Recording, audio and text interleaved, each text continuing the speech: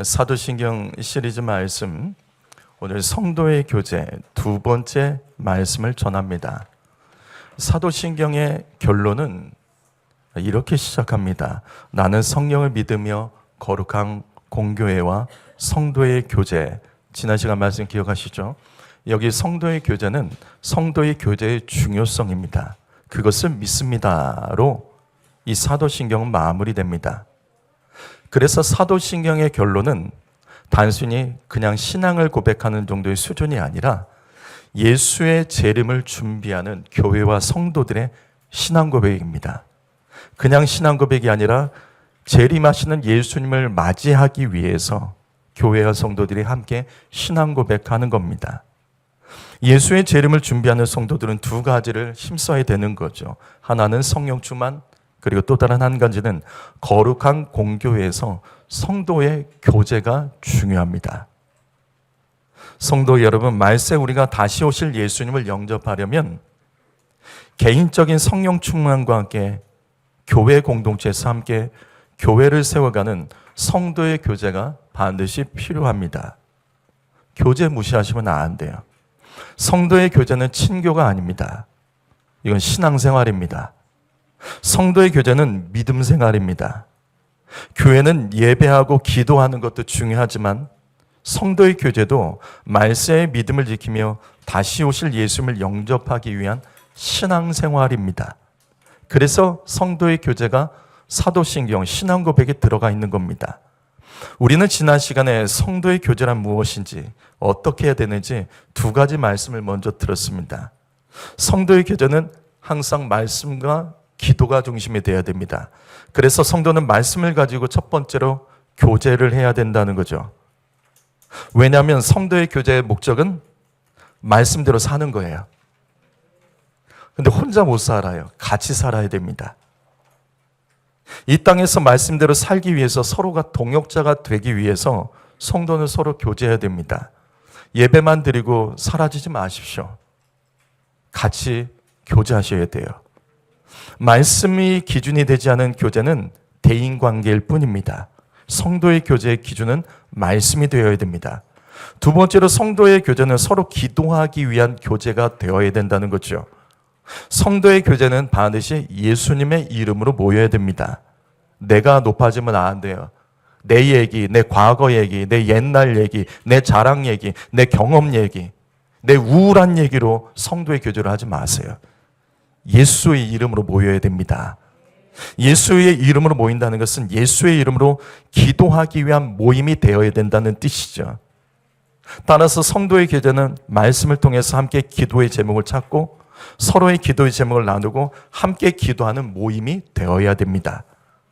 이같이 성도의 교제가 예수를 찾고 부르는 모임이 될 때, 그래서 지금 이 말씀처럼 그들 중에 예수님이 함께 계시는 겁니다. 오늘은 지난 시간에 이어서 세 번째 말씀을 전할 겁니다. 그 세 번째 말씀, 성도는 마음과 육체의 필요를 채우기 위해서 교제해야 됩니다. 여기 10절 말씀 읽어보죠. 마태복음 9장 10절을 읽어봅니다. 시작.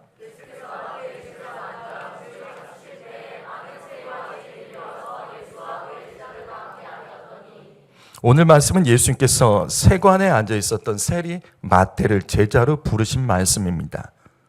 그리고 예수님은 마태를 부르시고 그 집에 들어가서 같이 먹고 마시는 식사를 하셨습니다.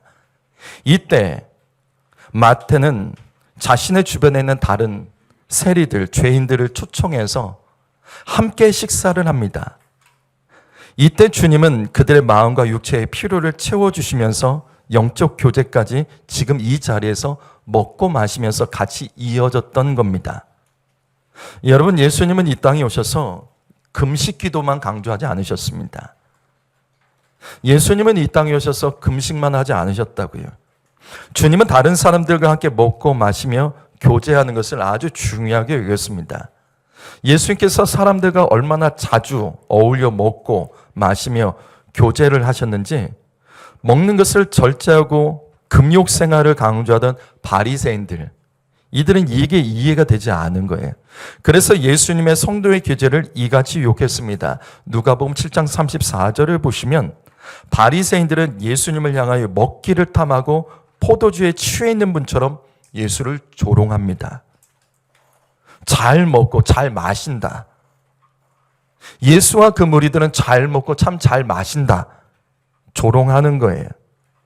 바리새인들은 사람과 어울려 먹고 마시는 것을 믿음이 없는 것으로, 경건하지 못하는 것으로 이해했습니다.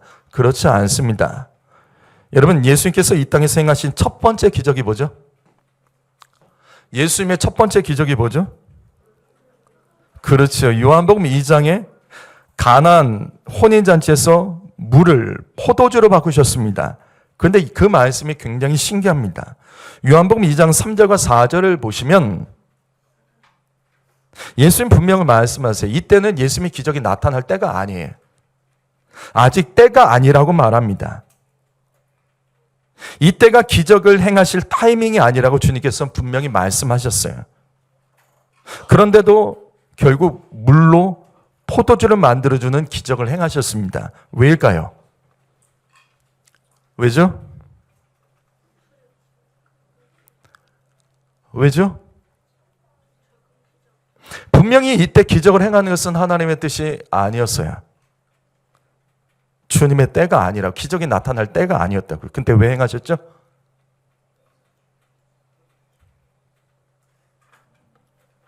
성도 여러분, 주님은 이날 그 잔치의 기쁨이 빼앗기지 않기를 원하셨습니다. 예수님의 어머님이 돕고 있는 이 결혼식 잔치에 이 기쁨이 빼앗기는 것을 원치 않으셨어요. 그래서 예수님은 잔치에 있는 자들의 마음과 육체의 필요를 채워주시기 위해 물을 포도주로 바꿔주셨습니다. 주님은 사람들 안에 그 마음과 육체의 필요와 그 즐거움, 그것을 무시하는 분은 아니세요. 먹는 즐거움을 주님 무시하는 분은 아니세요. 영적인 것, 우리가 생각하고 있는 영적이라는 것은 사실 우리가 잘못 이해하는 것들이 많습니다. 육적인 것을 제거해야지 다 영적이라고 생각하시지만, 제가 이 말씀 여러 번 말씀드렸잖아요. 하나님이 세상을 창조하신 이 세상은 물질적인 세상을 창조하셨고, 하나님이 사람을 창조하실 때 물질적인 인간을 창조하셨습니다. 그래서 초대교회 때 이단에 이원론자들이 있었어요. 이원론자들. 그들은 구약 성경에 하나님을 믿지 않았어요. 신약의 예수님을 믿었죠. 구약 성경에 하나님을 믿지 않았던 그 이유는 신약 시대 이단입니다. 성경을 가지고도 이단들은, 왜냐하면 하나님은 물질적인 악한 세상을 만들었다는 거예요. 그래서 예수님 믿는데, 근데 예수님은 사람으로 오셨잖아요. 근데 그걸 또 믿지 않아요. 예수님은 완벽한 영으로만 오셨다고 믿어요. 그게 이단입니다. 성도 여러분, 다시요. 하나님께서는 우리가 먹고 마시는 그 즐거움에 대해서 무시하는 분은 아니세요. 그 잔치의 기쁨에 대해서 사람들이 기뻐할 자리에서 기뻐하는 것, 그걸 당연하게 여기셨습니다. 그래서 예수님은 주기도문에서도 우리에게 이렇게 가르치셨죠. 오늘 우리에게 일용할 양식을 주시고, 주기도문 시리즈 설교 기억나십니까? 주기도문은 총 6개의 내용으로 되어 있습니다. 그중 전반부 앞에 3개와 후반부 3개가 나눠져요. 전반부는 하나님과 우리 사이의 관계에 대한 말씀이고 그 기도의 내용이고, 후반부는 사람과 사람 사이의 기도예요. 이때 사람과 사람 사이에서 우리가 기도할 때, 사람과 사람과의 그 관계 안에서 우리가 기도할 때, 먼저 우리 자신을 위해서 기도할 때 바로 먹고 마시는 것을 위해서 기도하는 것을 당연하게 여기시고, 그거 먼저 기도하라고 가르치십니다. 이 땅에서 사람들의 마음과 육체의 필요가 채워지는 것을 예수님은 절대 무시하지 않으세요. 그래서 영적인 사명을 위해서만 기도하라고 가르쳐 주신 것이 아닙니다. 주기도문에는 우리를 위하여, 너는 너 자신을 위해서 먹고 사는 것을 위해서도 기도하라고 가르쳐 주십니다. 이것이 다가 아니죠. 성경에서 가장 유명한 기적이 있습니다. 마태, 마가, 누가, 요한복음, 즉 모든 사복음서에 공통적으로 딱 한 개가, 공통적으로 기록된 예수님의 기적이 하나가 있어요. 뭐죠? 맞습니다. 오병이어의 기적입니다. 여기 오병이어는 도시락 하나예요. 소년의 도시락 하나에 담겨있는 그 떡 5개와 물고기를 생각하면 큰 거라 생각하는데 멸치입니다. 큰 멸치예요. 이것을 남자 어른들만 5,000명이 함께 먹었습니다. 한 2만 명 이상이 함께 먹었다는 거죠. 그리고 12바구니가 남은 사건입니다. 오병이의 기적은 어디서부터 시작됐냐면 하루 종일 말씀을 듣고 말씀이 끝난 후에 성도들이 교제하는 내용이에요. 먹으면서 교제하는 내용이 오병이어의 기적입니다. 주님은 말씀만 듣고 그냥 집에 돌아가는 것이 아니라 먹으면서 함께 교제하는 것을 중요하게 여기셨어요. 근데 이 기적은 어디서 일어나냐면 유대 땅에서 유대인들에게 일어납니다. 그래서 예수님은 다시 한번 똑같은 기적을 일으켜 주세요. 그게 뭐죠? 칠병이어의 기적입니다. 성경에 이 기적이 2번 나와요. 칠병이어, 숫자만 다르죠? 떡이 7개일 뿐이에요. 물고기는 똑같아요. 이건 이방 땅에서 똑같은 기적이 일어납니다. 예수님은 그 이방 땅에서도 남자 장정만 4,000명, 거기도 한 2만 명 모였다는 거죠. 그들과 말씀을 전하시고 나서 끝난 후에 그들이 돌아가기 전에 먹으면서 성도의 교제를 하신 후에 그 다음에 그들을 돌려보내신 겁니다. 이처럼 예수님은 유대인 성도들과 이방인 성도들과도 교제하시며 마음과 육체를 피로를 채워주시면서 주님은 그들에게 말씀하시고 교제하시면서 은혜로서 계속 나아가도록 주님은 힘을 주셨던 거예요. 이게 다가 아니죠. 예수님께서 십자가에 죽기 전날 밤에 있었던 것이 바로 뭐냐면 최후의 만찬입니다. 예수님은 십자가에 죽기 전날까지도 제자들과 함께 먹고 마시셨습니다. 이 정도 되면, 이 죽기 전날 밤 정도가 되면 금식을 해야 되는 것 아닌가요? 그 한 주간은 금식을 해야 되는 거 아닙니까? 위대한 십자가의 사역인데 아니에요. 같이 먹으셨습니다. 마음과 육체의 피로를 채워주시며 그때도 교제하셨습니다. 그리고 예수님께서 부활하신 다음에도 똑같습니다. 갈릴리에서 제자들을 만나서 같이 또 식사를 하십니다. 숯불에 구운 떡과 고기를 함께 먹으면서 그때 그들 안에 상처가 있었습니다. 예수님 배신했다는 상처. 그래서 이때 먹으면서 베드로에게 너가 나를 사랑하느냐는 3분의 질문이 이때 나오는 거예요. 먹으면서 교제하면서 그들의 마음과 육체의 피로를 채워주시면서 주님은 그들이 더 영적으로 나아가도록 항상 도우셨다고요. 성도 여러분, 성도가 함께 먹고 마시는 일을 중요하게 여기셔야 됩니다. 이거를 굉장히 부정하고 경건하지 못한 것이라 생각하는 사람들이 있다면 그건 잘못된 거예요. 마태복음 9장 15절, 오늘 말씀이 끝나는 그 말씀의 마지막에 이 말씀이 같이 나와요. 읽어보죠. 읽어봅니다. 시작.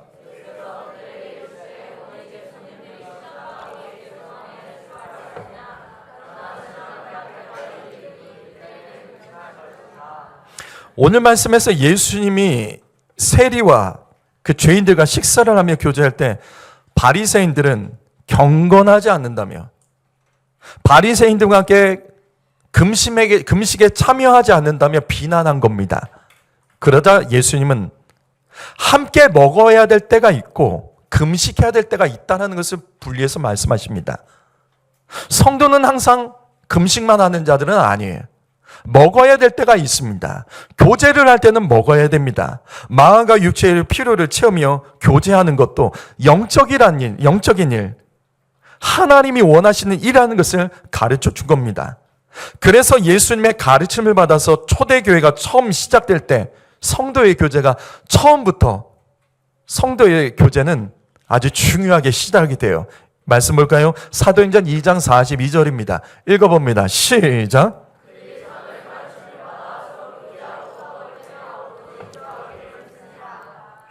사도행전 2장은 아시죠? 사도행전 2장은 오순절 성령의 강림한 사건이 기록된 말씀입니다. 그리고 바로 초대교회가 세워지는 말씀이에요. 이러한 초대교회의 처음 시작은 성도들이 함께 모여 교제하고 떡을 떼는 것, 이 일로부터 같이 이루어졌습니다. 이렇게 성도들이 교제하며 마음과 육체의 피로를 채워가며 서로 기도하는 일에 힘썼다. 이것이 초대교회의 모습입니다. 초대교회는 그냥 기도만 강조하지 않았어요.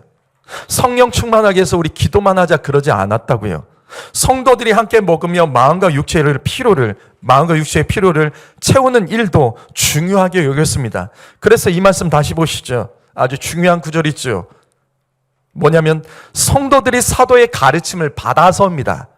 성도들이 사도들의 가르침을 받아 뭐를 했습니까?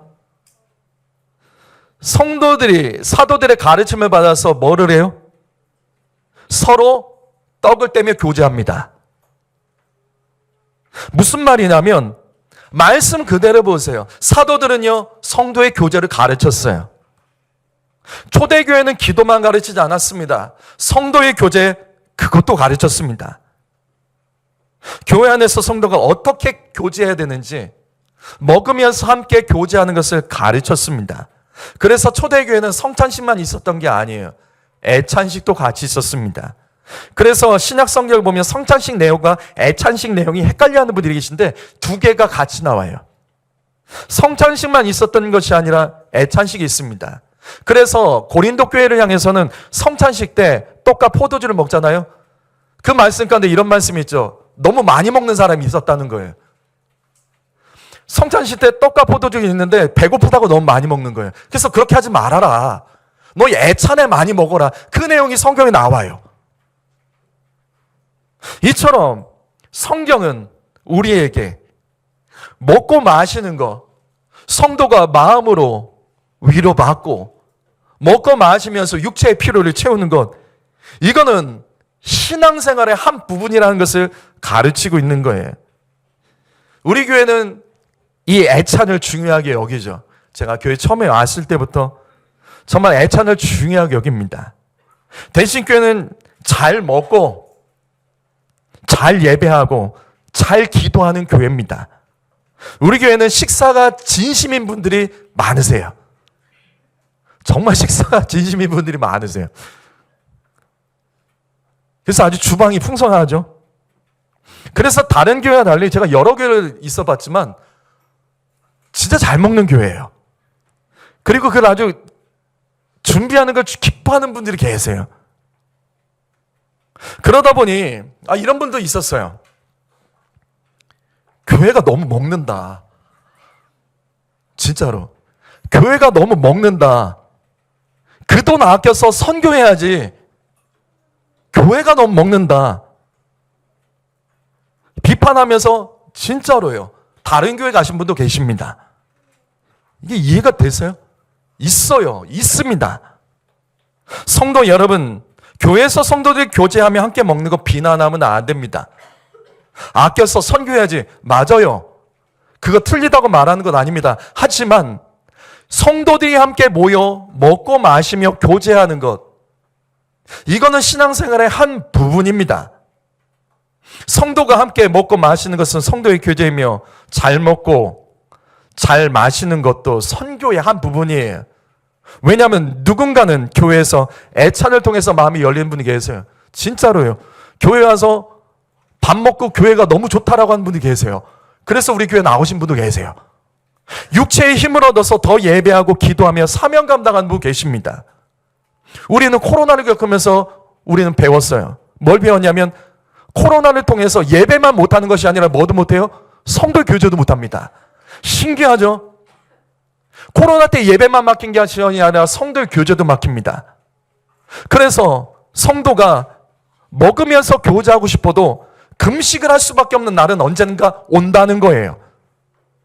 우리 중에 누군가는 매우 영적이기 때문에, 좀 영적이기 때문에, 거룩하기 때문에 금식만 말하는 분들이 계시지만 아니에요. 먹는 사람이 영적이지 못한 것은 아니죠. 교회에는 아이들이 있습니다. 우리 교회는 자라나는 청소년들이 있고 청년들이 많습니다. 엄청 먹습니다. 우리 교회는 아버지들이 있고 또 교회 안에는 한 주간 가정에서 식사 준비를 하며 분주했던 어머니들, 힘든 어머니들이 있어요. 근데 교회에서 차려진 애찬을 통해서 섬겨주는 성도 때문에 마음이 열리고 힘을 얻고 그리고 집으로 돌아가는 분들도 계시다는 거예요. 교회가 잘 먹는 것은 나쁜 것이 아니에요. 잘 먹고 어떻게 해야 될지 잘 지도하는 것만 필요할 뿐이죠. 성도 여러분, 영적인 삶은 반드시 우리의 마음과 육체가 채워지는 영역도 함께 가야 된다는 거예요. 그래서 마태복음 25장을 보면 매우 재미있는 말씀이 나옵니다. 마태복음 25장에는 세 개의 비유가 나와요. 천국 비유 세 개가 나와요. 달란트 비유, 열천의 비유, 또 하나가 뭐죠? 또 하나가 뭐죠? 마태복음 25장에 세 개의 비유가 나와요. 열천의 비유, 달란트 비유, 그 다음 뭐죠? 양과 염소의 비유가 납니다. 마태복음 25장 31절과 32절 말씀 읽어보죠. 읽어봅니다. 시작.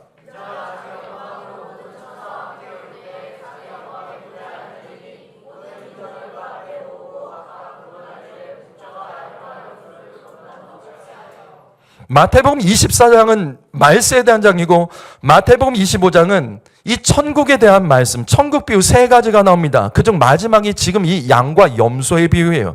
우린 이 내용을 알 거예요. 우리가 언젠가 하나님의 부름을 받아 하나님 앞에 서면 예수 믿지 않는 자들은 당연히 지옥불로 떨어지게 되죠. 그러나 예수 믿는다고 여겼던 자들, 예수 믿었던 사람들, 그들은 다시 하나님 앞에서 양과 염소로 구분됩니다. 여기 양과 염소로 구분된 자들은 예수 안 믿는 사람이 아니라 예수 믿는 사람들이 하나님 믿는 자들이에요. 그들이 심판받는 모습입니다. 이때 양에 속한 사람은 천국으로 구원받고요. 염소로 분류된 성도는 지옥에 떨어집니다. 그러면 양과 염소로 구분하는 기준이 무엇일까? 그것이 이어지는 34절과 35절입니다. 읽어봅니다. 시작.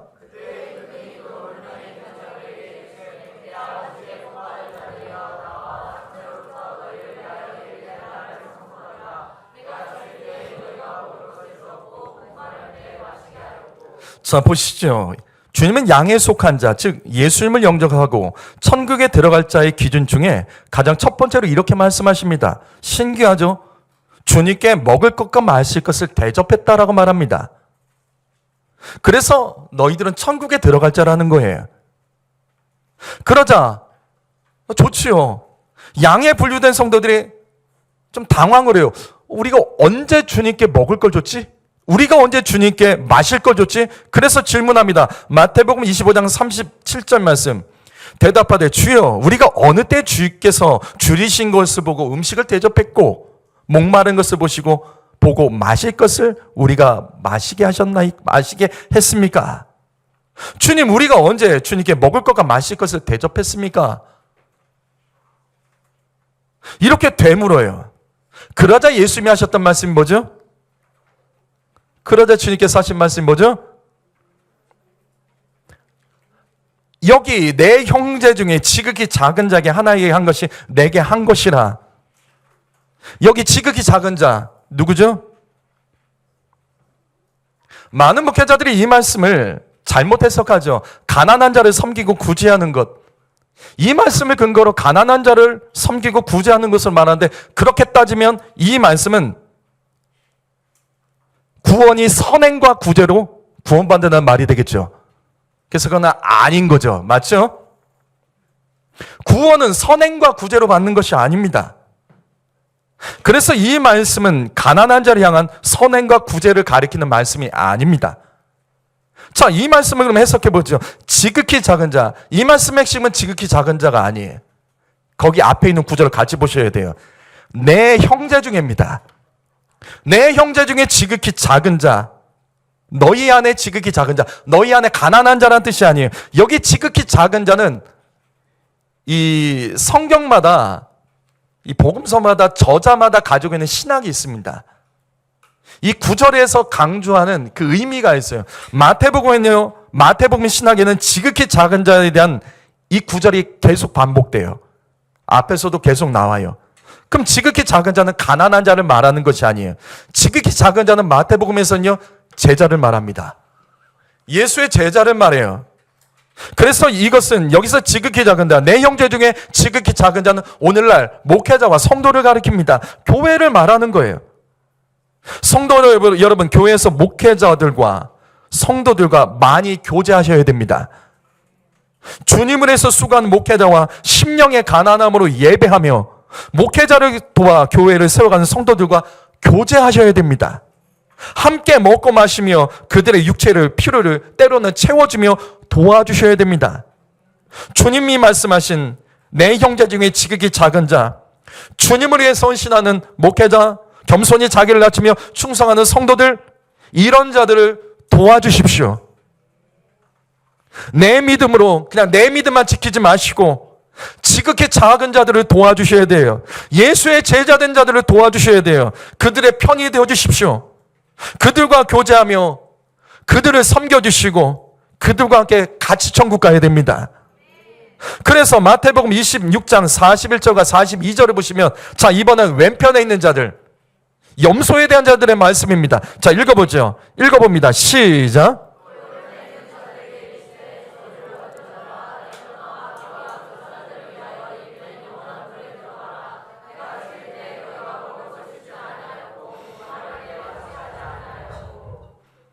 자, 왼편에 있는 자들은 염소로 분류된 자들이에요.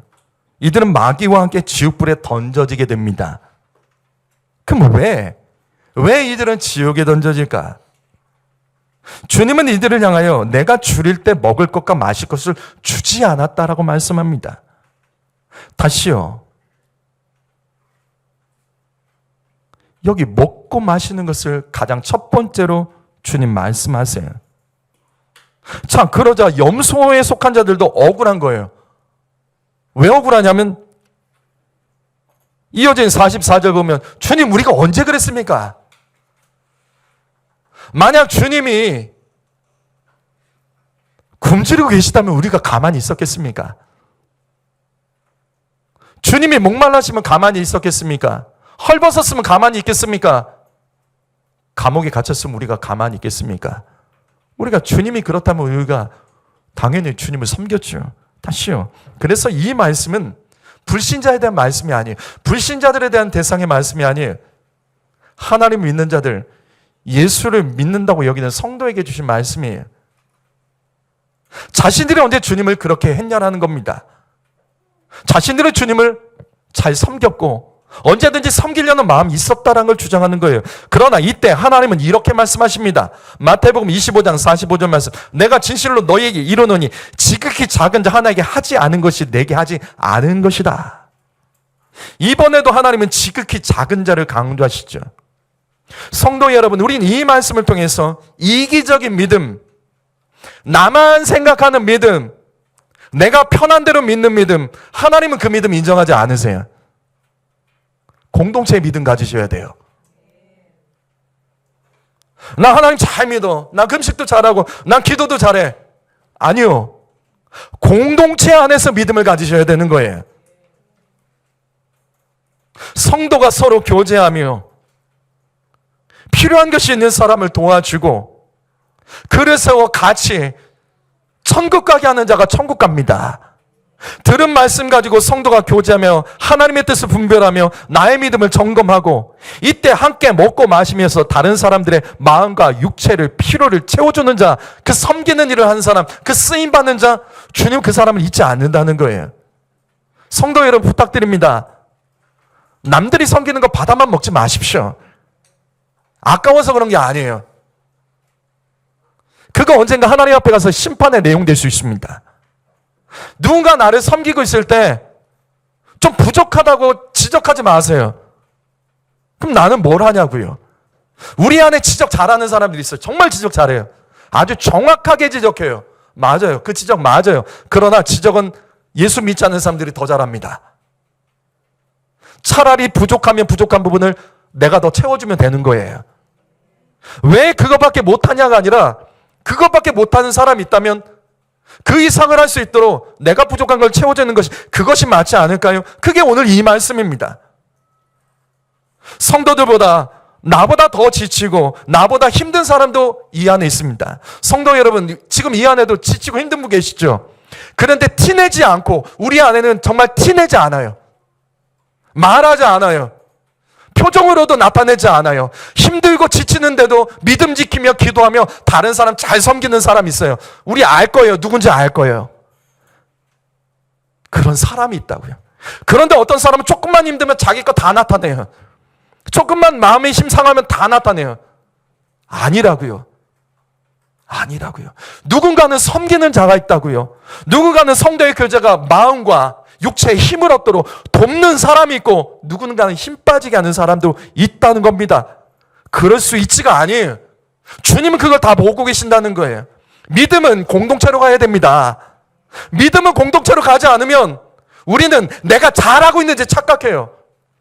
믿음은 공동체로 가지 않으면 우리는 자꾸 정죄하게 될 거예요.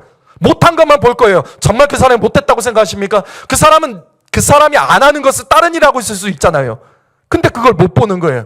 내가 보는 것만 보는 거예요. 왜 이거 안 합니까가 아니라 그걸 안 해도 이 사람은 다른 걸 할 수도 있는 거예요. 성도 여러분, 다시요. 공동체의 믿음을 가지고 성도의 교제하며 서로의 필요를 채워주며 마음과 육체의 필요를 채워주며 섬기는 자가 되어야 됩니다.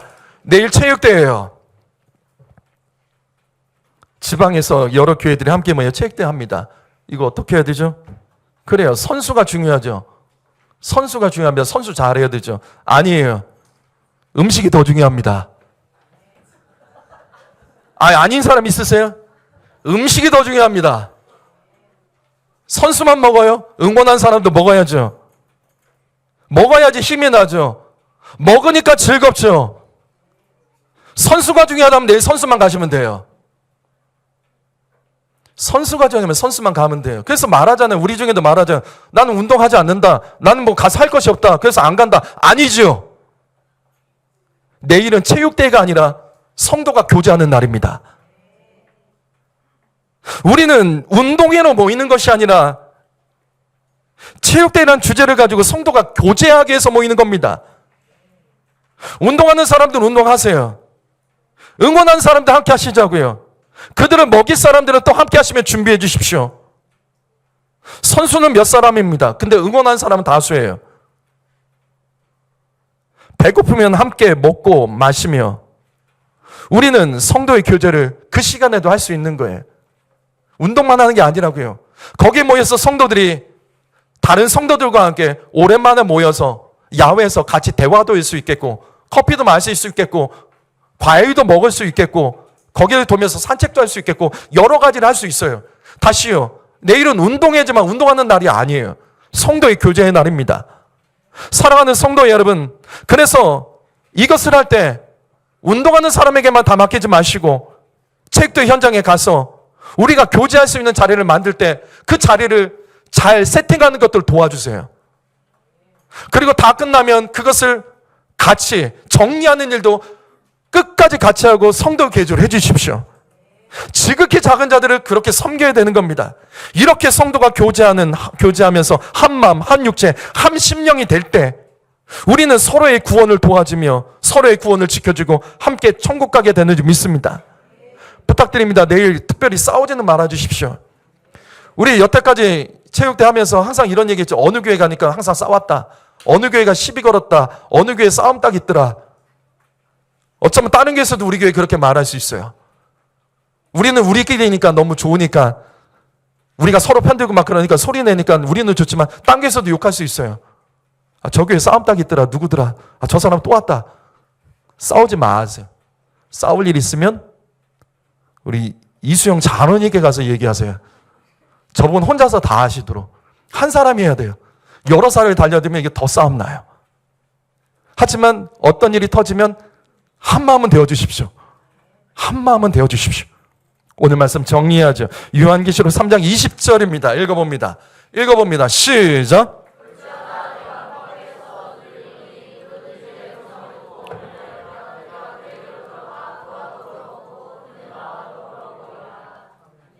여러분 신기하죠? 예수님이 우리 마음에 들어오시면 가장 먼저 예수님은 우리 안에 들어오셔서 내가 기도하고 설교하겠다고 말씀하지 않으셨어요.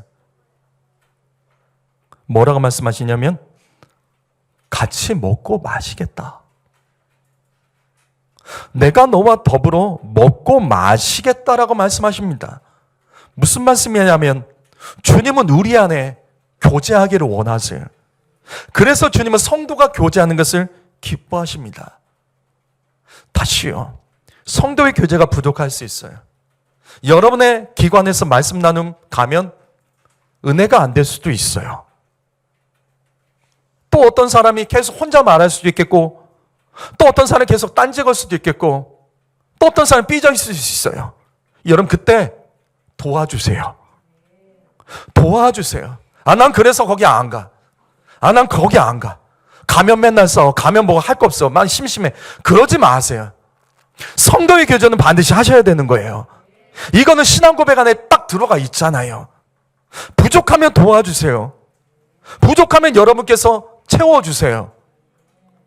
성도 여러분, 성도의 교제는 우리 가운데 계속해서 지경을 넓혀 나가야 됩니다. 성도의 교제가 부족한 점이 있다면 내가 더 도우면 되는 거예요. 그것이 오늘 말씀입니다. 채워주십시오. 성도의 교제가 딱딱하면 집에서 먹을 것을 좀 가져다가 섬겨주세요. 성도의 교제가 정말 심심하면 맛있는 과자를 갖고 오시든지 간식을 갖고 오든지 아니면 내가 조용히 있는 쪼꼬를 갖고 오시든지 그래서 거기서 즐겁게 하도록 내가 쓰임받으면 되는 것 아니겠습니까? 채워주세요. 없다고 말만 하는 것은 누구나 다 해요. 채워주시고 함께 해주시고 만약 함께 하지 못할 상황이 된다면 다른 사람에게 꼭 그것을 얘기해 주세요. 그리고 기도해 달라고 해주세요. 더 참여하고 싶은데 이러지 못하는 사정이 있다. 당연하게 여기지 말고 같이 하지 않으면 교회는 같이 승리하지 못해요. 같이 하지 못하면 교회는 사소한 일로 분열됩니다. 사랑하는 성도 여러분, 오늘 이 말씀은 성도의 교제는 반드시 친교가 아니라 신앙생활이라는 것을 기억하며 믿음을 지키는 생활이라는 것을 기억하며 성도의 교제를 더욱더 힘있게 그 다음에 더 성실히 더 성숙하게 해주시기를 예수님의 이름으로 축복하며 부탁드립니다. 기도하겠습니다.